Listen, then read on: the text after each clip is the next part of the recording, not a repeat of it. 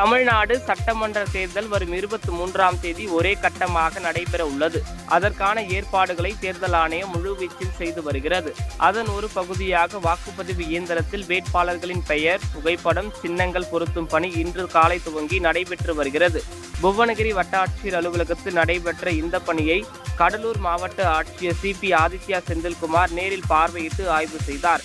அப்போது புவனகிரி சட்டமன்ற தொகுதி தேர்தல் நடத்தும் அலுவலர் தங்கமணி, உதவி தேர்தல் நடத்தும் அலுவலர் தமிழ்ச்செல்வன் ஆகியோர் உடனிருந்தனர்.